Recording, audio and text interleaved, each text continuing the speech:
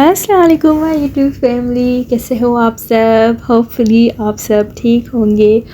और आज मैं बहुत दिनों के बाद व्लॉग बना रही हूँ। तो ये इतनी स्पेशल जर्नी थी, तो मैंने सोचा ये तो मुझे ज़रूर शेयर करनी चाहिए आप लोगों के साथ। अल्हम्दुलिल्लाह माशाल्लाह से ये मेरा पहला उम्रा था और पहला एक्सपीरियंस था। तो मैंने सोचा आप लोगों के साथ कुछ बातें शेयर करती हूँ रिगार्डिंग उम्रा, क्योंकि जब हम गए तो बहुत सारे लोगों ने हमें भी बहुत सारी बातें बताई, लेकिन वहाँ जाके जो जो एक्सपीरियंसेस मुझे हुए और जिन चीज़ों की मुझे कमी महसूस हुई कि काश कोई मुझे बताता कि आप जब फ़र्स्ट टाइम जा रहे हो तो आपको क्या करना चाहिए, क्या नहीं करना चाहिए, आपको किन चीज़ों की ज़रूरत होगी, कौन सी चीज़ें आपको यहाँ पाकिस्तान से ही लेके जानी है और वहाँ पे कैसे टाइम टेबल बनाना है, कैसे ज़्यादा से ज़्यादा आप इबादत कर सकते हो। और ऐसी बहुत सी छोटी छोटी चीज़ें थी जो मैं तब सोच रही थी कि आई विश कि मुझे पता होता, लेकिन कोई बात नहीं। इंशाल्लाह दोबारा ज़रूर मुझे जाना है, तो तब मैं अपनी जो वो जर्नी होगी उस पर भी अप्लाई करूँगी इंशाल्लाह। लेकिन अभी जो लोग जा रहे हैं तो मैं सोच रही थी कि उनकी गाइडेंस के लिए उनको थोड़ा गाइड कर दूँ और उनको मैं बता दूँ कि क्या डूज़ हैं, क्या नहीं करना जो आपको अपनी जर्नी में, अगर आप स्पेशली आपका अगर फ़र्स्ट एक्सपीरियंस है। तो वैसे तो सेकंड में तो सबको ही एक्सपीरियंस हो जाता है, तो ये फ़र्स्ट टाइम जो चाह रहे हैं उनके लिए। तो सबसे पहली जो गलती हमने की थी वो हमने वीवा फ़्लाइट ली थी दुबई के। तो आपको ना डायरेक्ट फ़्लाइट लेना है फ़र्स्ट, लेकिन एक्सपीरियंस अच्छा था जब हम ये एक्साइटमेंट होती है कि चलो दुबई एयरपोर्ट देख लेंगे, लेकिन कुछ पोर्शन ही था जो अवेलेबल था कनेक्टेड फ़्लाइट्स के लिए, पूरा एयरपोर्ट नहीं था। तो ये वो दुबई एयरपोर्ट है जहाँ पे हम गए। लेकिन बस ये था कि टाइम एक तो कम होता है, आपकी जो चेकिंग होती है वो सिस्टम बहुत टायरिंग हो जाता है कि आप पहले पाकिस्तान से चेकिंग दो, फिर दुबई की तो स्ट्रिक्ट चेकिंग थी, फिर वहाँ दो, लेकिन हो गया था। और ये अल्हम्दुलिल्लाह माशाल्लाह से हम ये आ गए थे मक्का। और क्योंकि हमारा होटल हमारा वोको था, और इस पे मैं स्पेशली अलग से एक व्लॉग बनाऊंगी जिसमें मैं इसकी सारी फैसिलिटीज़ और जो कुछ थोड़ी बहुत प्रॉब्लम्स हमें फेस हुई वो भी मैं शेयर करूंगी। ओवरऑल तो बहुत अच्छा रहा। ये शटल सर्विस के साथ था तो मैं इसका आपको बताऊंगी। और ये माशाल्लाह से हरम पाक जिसको मैं जितनी दफ़ा देखती हूँ ना, तो मेरा दिल करता है कि मैं वापस चली जाऊँ। तो जी फ़र्स्ट जो मुझे आपको टिप देनी थी वो ये थी कि आप कभी भी कनेक्टेड फ़्लाइट ना लें, कोशिश कीजिए डायरेक्ट जाएं। और जब हम जिद्दा पहुँचे वहाँ पे तो और ज़्यादा मुश्किल प्रोसेस था चेकिंग का और वहाँ से अपना लगेज कलेक्ट करने का। उसके बाद बहुत टाइम उसमें चला गया। उसके बाद जिद्दा से आपको बस सर्विस भी मिल जाएगी, वो आपका अकॉर्डिंग टू आपके पैकेज होगा कि वो आपको क्या दे रहे हैं। और वहाँ से आपको प्राइवेट टैक्सी भी मिल जाएगी। टैक्सी क्योंकि बहुत एक्सपेंसिव पड़ रही थी वहाँ पे, तो हम वीवा बस ही गए थे जिद्दा टू मक्का। वैसे तो बहुत स्मूथ वो था रास्ता, ऐसा सच कोई प्रॉब्लम नहीं था, बसेस भी बहुत अच्छी थी। लेकिन क्योंकि हम प्लानिंग के साथ नहीं गए थे, जो मैं आपको कह रही थी कि मैं आपको टिप्स बताऊंगी, तो वो ये था जैसे ही हम लैंड किए तो तबीयत हमारी थोड़ी सी ख़राब हो गई, क्योंकि यहाँ क्योंकि हम जनवरी में गए थे, 16 जन को हमारी फ़्लाइट थी। तो जब ये लोग जब कह रहे थे कि इतनी ज़्यादा सर्दी नहीं है, जिनसे इन्फॉर्मेशन लेकर गए थे, लेकिन वहाँ पे बहुत ज़्यादा मौसम चेंज था और वॉमिटिंग हो गई थी मुझे और मेरे हस्बैंड को फ़ीवर हो गया। फिर जब जैसे ही होटल पहुँचे, वहाँ जब तक हमें रूम मिला, तो ये बहुत ज़्यादा टाइम आपका निकल जाता है। क्योंकि आप अगर कराची से सपोज़ अगर आप 10 बजे निकले हो तो आपको हमें ऑलमोस्ट रात के 10 बज गए थे, तो वो बहुत टायरिंग आपका हो जाता है। अगर डायरेक्ट फ़्लाइट होती है तो फिर बंदा वहाँ से जिद्दा चला जाए, थोड़ा होटल में रेस्ट करे और डायरेक्ट उम्रा पे जाए। लेकिन जो दूसरी टिप ये थी कि आप ऐसे कभी भी ना जाएँ डायरेक्ट उम्रा के लिए। आप होटल में कुछ खा लें, कुछ पी लें, चाय वगैरह, जो भी आपको एनर्जी ड्रिंक जो भी आपको चाहिए, लेकिन स्पेशली खाना ज़रूर चाहिए। तो हम जाके वहाँ पे, क्योंकि इतने थके हुए थे, तो हम थोड़ी देर के लिए लेट गए और उठ के ना हम डायरेक्ट, क्योंकि वो एक्साइटमेंट भी होती है जब आपका फ़र्स्ट उम्रा होता है, तो हम डायरेक्टली चले गए। तो अल्हम्दुलिल्लाह माशाल्लाह से मैंने तो पूरा उम्रा अच्छे से किया, लेकिन मेरे हस्बैंड को बहुत ज़्यादा, क्योंकि कुछ खाया हुआ नहीं था, वॉमिट अलग से हो गया था, फ़ीवर अलग से था, तो उनकी तबीयत बहुत ख़राब हो गई। तो अल्हम्दुलिल्लाह हो तो क्या उम्रा, लेकिन जो फ़र्स्ट टाइम जा रहे हैं उनके लिए यही एडवाइस है कि आप जब होटल पहुँचे वहाँ फ़्रेश होके अपना खाना पीना खा के रिलैक्स होके फिर ही जाएँ, क्योंकि उम्रा में भी आपको बहुत टाइम लग जाता है। अगर रश ज़्यादा हो तो ज़्यादा लगता है, तो अराउंड 2 आवर तो लगते ही हैं। तो आप अगर फ़्रेश होंगे, एनर्जी होगी, तभी आप अच्छे से इबादत कर पाएंगे और सारे जो भी इसके स्टेप्स हैं उम्रा के वो आप कर पाएंगे।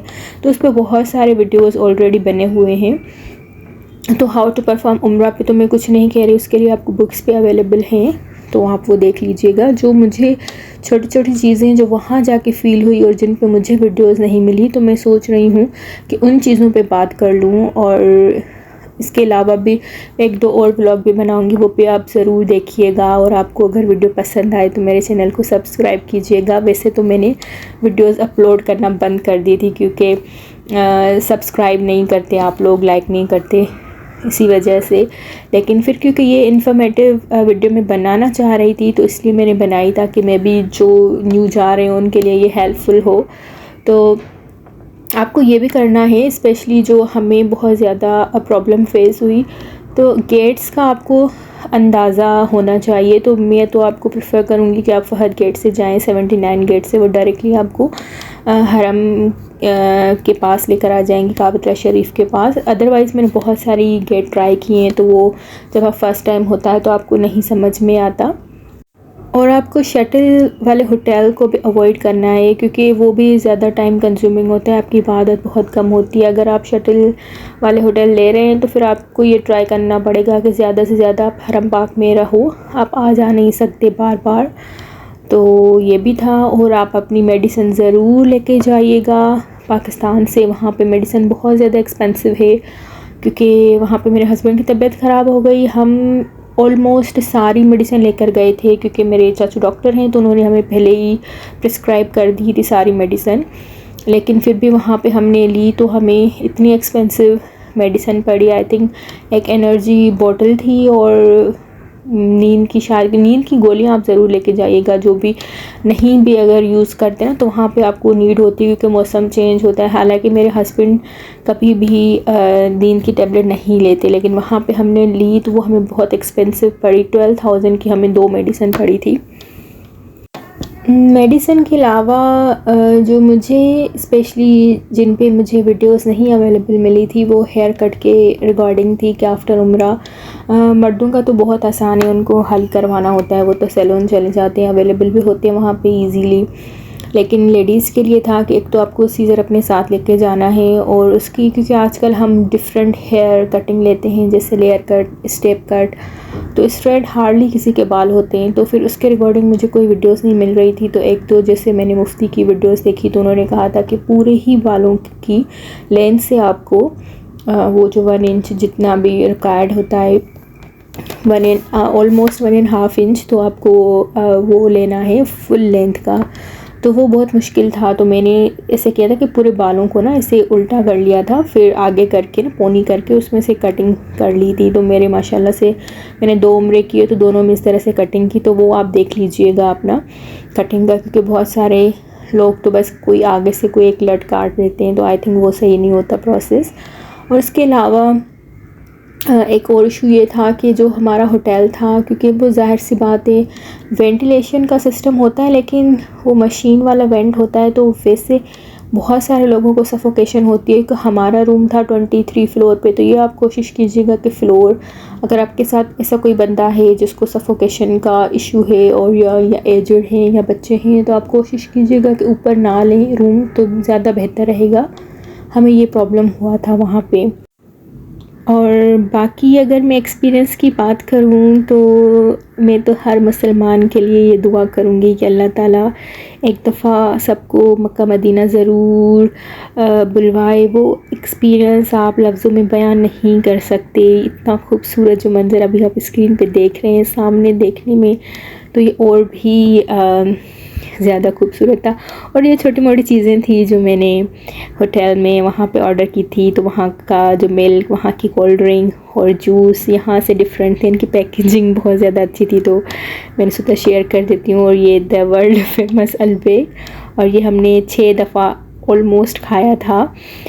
मक्का में तो हमें सिर्फ नगेट्स और फ़िश नगेट्स ही मिल रहे थे, लेकिन मदीना में हमने ब्रोस्ट भी ट्राई किया। यहाँ पे ब्रोस्ट जहाँ पे हम थे वहाँ से बहुत दूर था, तो हम मक्का में ब्रोस्ट नहीं खा पाए थे, लेकिन मदीना में 2 दफ़ा खाया था ब्रोस्ट।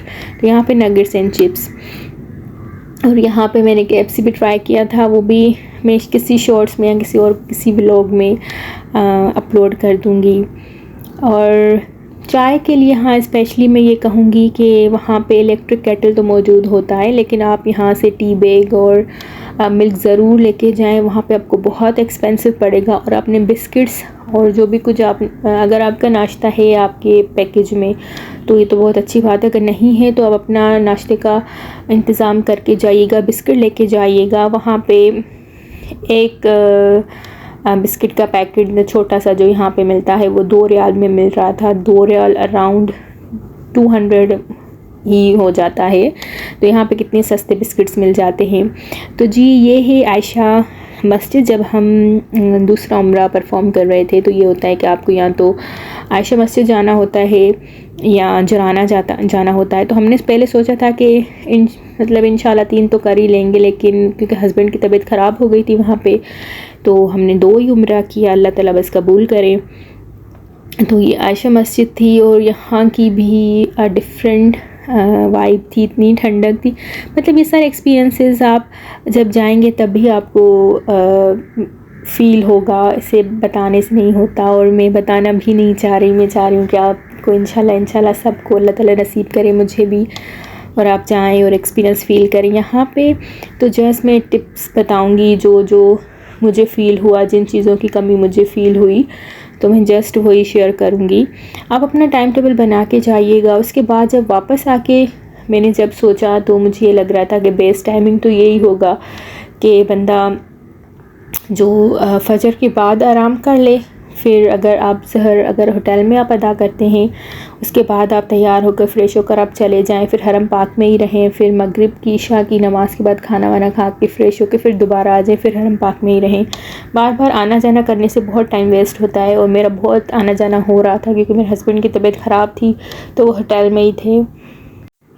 और दूसरा ये कि आपको मतलब ये जहन में रख के जाना चाहिए, क्योंकि आप कितनी भी वीडियोस देख लें, कितना भी पढ़ लें, फ़र्स्ट एक्सपीरियंस तो फ़र्स्ट होता है, तो वो थोड़ा तो मुश्किल होता है, थोड़ी दिक्कतें तो ज़रूर आती हैं, तो वो आप अपना देख लीजिएगा। और दूसरा ये कि आप अपना जाए नमाज़ अपने साथ लेके जाइएगा, और अपना जो हैंड बैग है ना उसमें आपकी सारी चीज़ें होनी चाहिए, जैसे आपका जाए नमाज हो, पानी की बोतल हो, खाने पीने के लिए तो ज़रूर कुछ ना कुछ रखें। वैसे वहाँ पे दे भी देते हैं, लेकिन कभी कभी ऐसा होता है, जैसे मेरा सेकंड जब उम्रा था तब मुझे इतनी ज़्यादा भूख लग रही थी, क्योंकि उस वक्त इशा की नमाज़ का टाइम हो गया था। तो हम जैसे नियत करके आयशा मस्जिद से आए तो डायरेक्ट हमें उम्रा करने को नहीं मिला, तो बहुत ज़्यादा टाइम लग गया था जब तक क्लियर हो उम्रा के लिए, नमाज अदा हो जाए।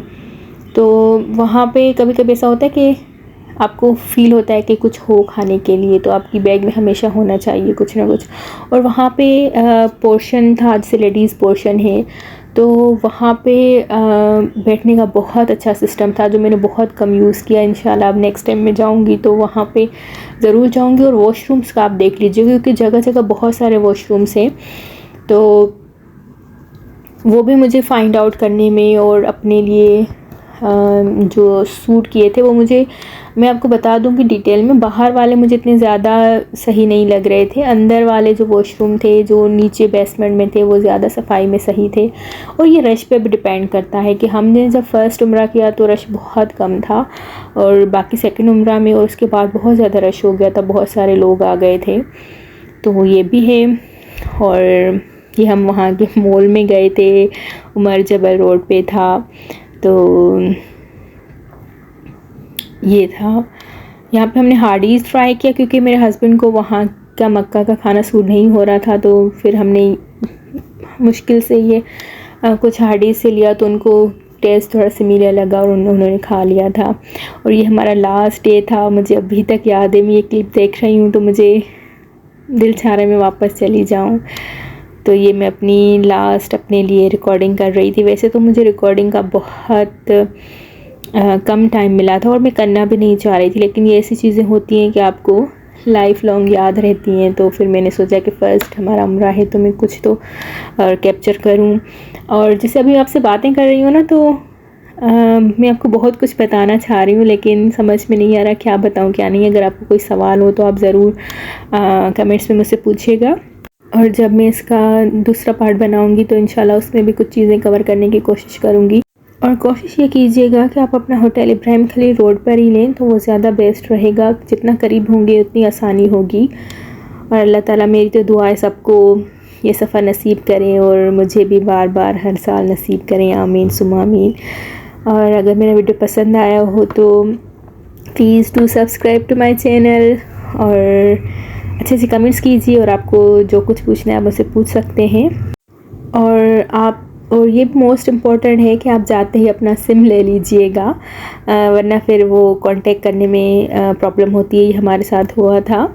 फिर तो हमने जल्दी से ही ख़रीद ली थी, लेकिन वो जाते ही आपको अगर ले लेंगे, फैमिली है साथ, तो फिर वो ज़्यादा बेटर रहेगा आपके लिए। और गेट नंबर याद कर लीजिएगा, पिक्स उसकी ले लीजिएगा, होटल का अपना। अगर शटल से आ रहे हैं तो शटल की जो स्टेशन है वो सब कुछ। बाकी तो इतना खूबसूरत एक्सपीरियंसेस है, मैं जितनी भी बातें बताऊं कम है।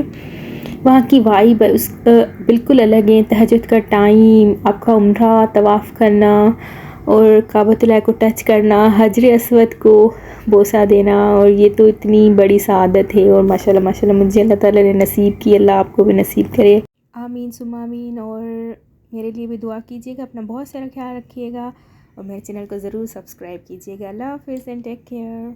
इंशाल्लाह सेकंड पार्ट में मैं आपके कमेंट्स का, क्वेश्चंस का और मज़ीद टिप्स एंड ट्रिक्स आपको ज़रूर बताऊंगी। इंशाल्लाह मदीना का भी वीडियो शेयर करूंगी। अल्लाह हाफ़िज़।